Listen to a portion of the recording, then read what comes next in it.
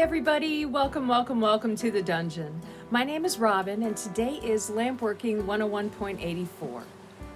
Today we're finally going to cover the veiled cane. And traditionally, the veiled cane is an opaque color on the center, usually white, that has a coating of a transparent color on top.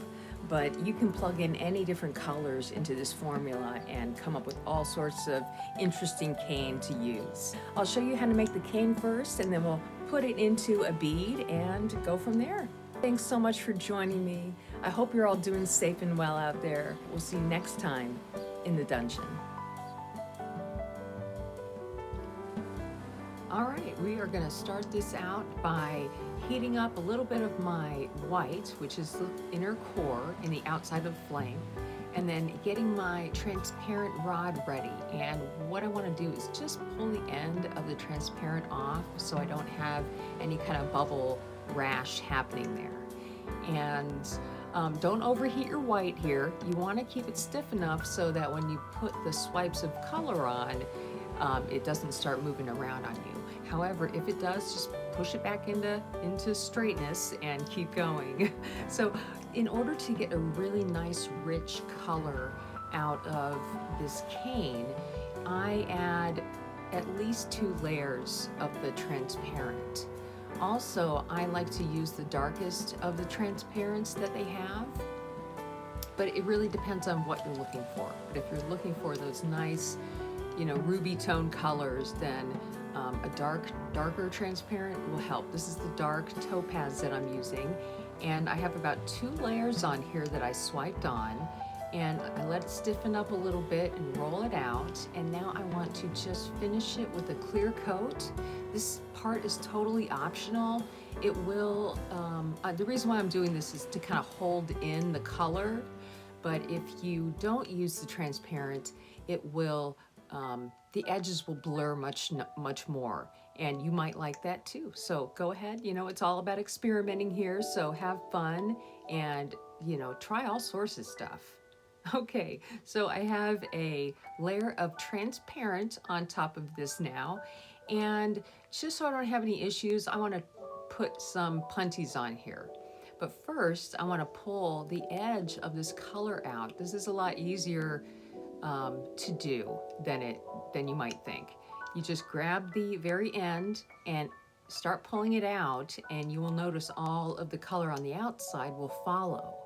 And that's what you want. You want all those colors to come together at a single point, and that is the perfect spot to put your punty. And now I'm going to transfer the other side. And again, I just like using these punty rods, the stainless steel punty rods. They're mandrels, and it just gives me more control when I'm pulling out my glass. I don't have to compete with overheating the color rod. Okay, so I'm just going to pull this other side out and get ready to punty that up as well. And if you've never tried this method of pulling cane with the metal punties, I would suggest that you give it a try just once and see how you feel about it, because I think it might help if you're having any problems pulling out the glass. Okay, so now I'm just going to heat everything up. I want a nice smooth surface, and I'm looking to just get everything the same heat all the way around on both edges as well. So a lot of times here, right before I come and do my final pull, I will heat where the mandrel is real nice. And you'll notice that those, because they're metal, they'll cool down a little faster. So you'll get a nice even pull. And I am just slowly pulling. If it starts to droop real fast, then you're too hot. You have to let it just cool down for a second and continue pulling. Either way, I'm just going to cut that off in the flame, and here are the colors we're going to use today. A really nice rainbow assortment of veiled cane. All right, we are going to start this bead out with a completely clear base. I want a nice clear bead so we can show off the cane. So I'm going to just take off a little bit of the clear there so I don't have any bubbles to start out with. And I will just probably add about an inch worth or so, like always, of glass on my mandrel. And in order for me to not get any bubbles, I want to make sure that my mandrel's nice and hot so it doesn't gas or steam up into my clear. And the clear that I like to use is the Effetri Super Clear. I just really like it, and it's nice quality, but use whatever clear you like the most. And here I want to get a really nice thin barrel-shaped bead, and the thinner you can get this, the better, because our pattern is going to start out here. This is where your depth will start. And I'm just going to roll it out and get a really nice smooth even shape, and on the sides as well. And then we're going to start with the dark purple transparent from Effetri. They're all Effetri colors today. So I like to add the cane, a nice thick cane. And while I'm heating it up, I'm only heating right above the surface of the glass where it's touching the cane, and I'm just heating the edge of the cane. As soon as it starts to move, that's the spot that you want to be in the whole time, and you're moving everything around that spot. All right, and once you have your pattern on here, and it could be any pattern you want, what I'm going to do here, though, because it's a spiral, I'm going to gently start pressing it down from the inside of the spiral outwards to give a nicer, more even flattening, I guess. And then I'm just going to heat everything up and really melt it down nice into the clear, so when I go to put the transparent on top, I don't trap as many bubbles. So I'm going to add the transparent starting from the top to the bottom, and I want a nice even coating just on the spiral. You don't have to go around the whole bead, just around what you're working on. If you add clear all the way around it, it has a tendency to get really big really fast. So that's another option. I'll leave it up to you. But what I want to do here is just make sure that that coating of clear is nice and all the way smooth under or on top of that spiral.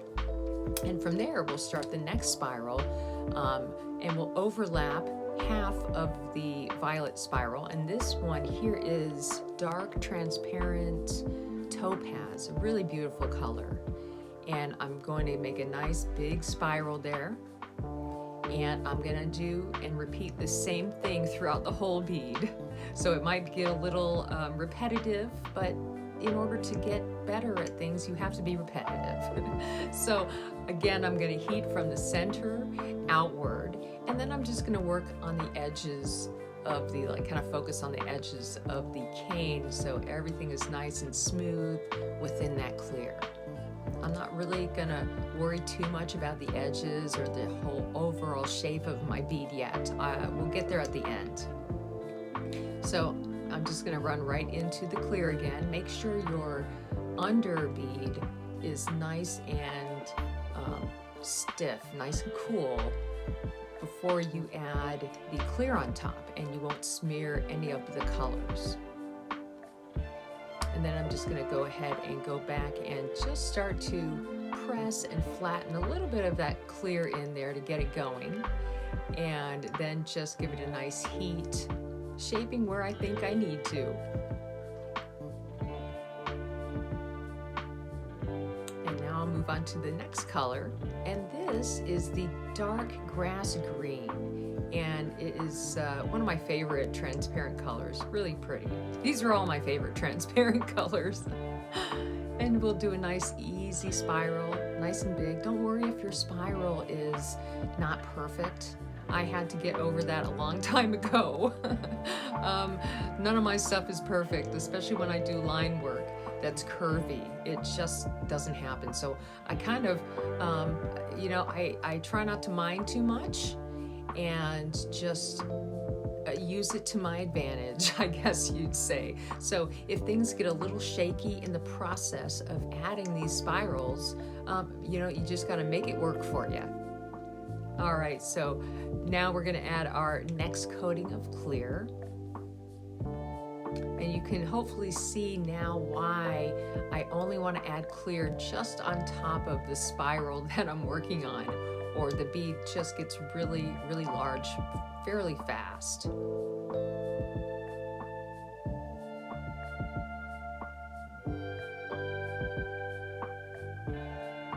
You can add any pattern to this that you want.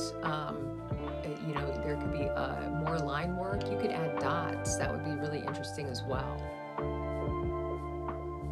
Flowers would be great under here. Lots of things to think about as I watch this back. All right, so as this bead is getting larger and larger every time, I'm spending a little bit more time focusing on the shape and kind of getting it back to a nice kind of rounded edged barrel shaped bead. I don't want to get super quirky about it just yet because, like I said, in the end, there's going to be a lot of heating and shaping going on. Okay, oh, I love this color. This is the dark aqua blue, and it is just beautiful.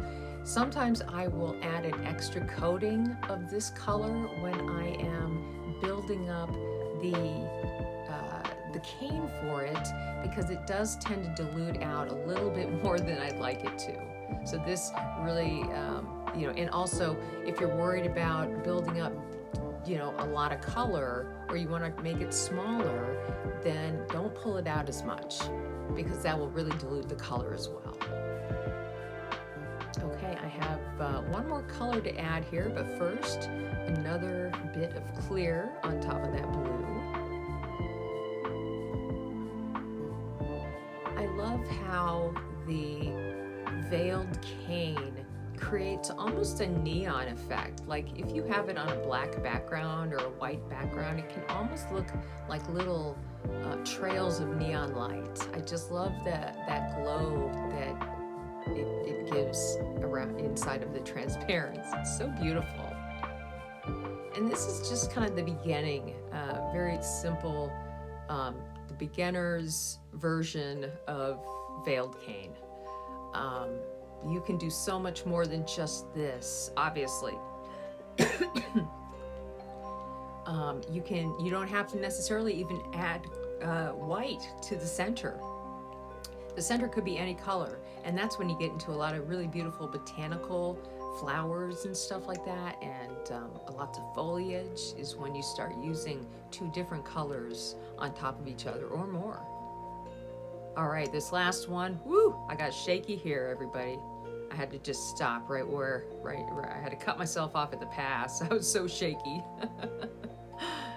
All right, so I'm just about finished with this, and you know, like most beads, it's gonna take time to get to that final shape, especially when you're working on something large and you're layering like this. But you can see all of those beautiful layers on top of each other, and it almost creates like a really beautiful rainbow effect as well.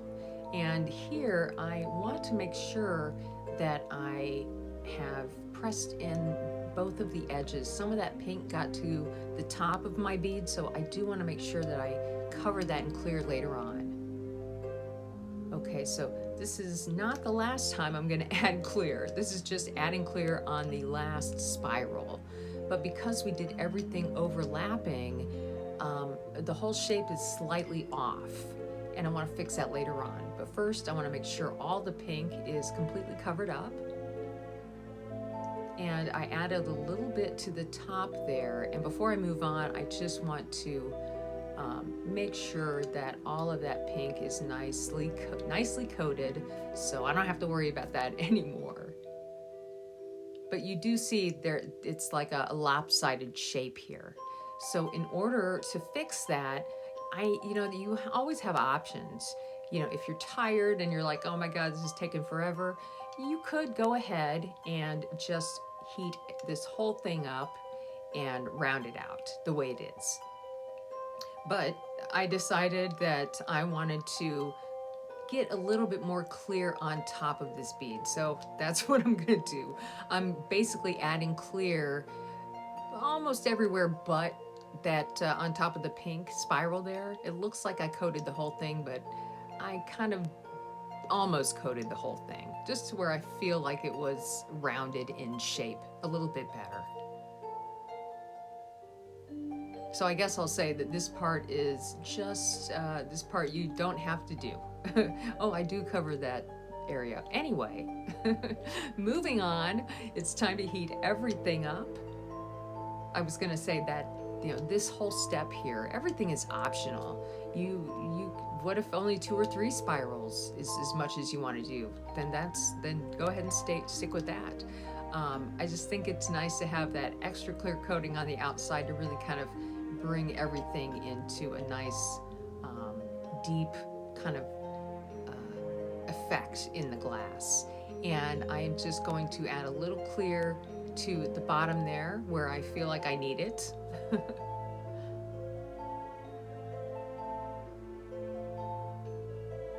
And I want to just work on this one edge and kind of start to move on. Like I'll do one edge, make it look nice and neat, and then I will slowly start to work on the opposite edge and neaten that up a little bit, and then I'll spend time in the center of the bead to fully round it out.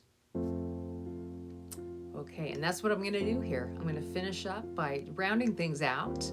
And if you stuck around this long, thank you so much. I'm glad you did. I hope you enjoy this bead and give it a try if you haven't already. And on that note, we will see you all next time in the dungeon.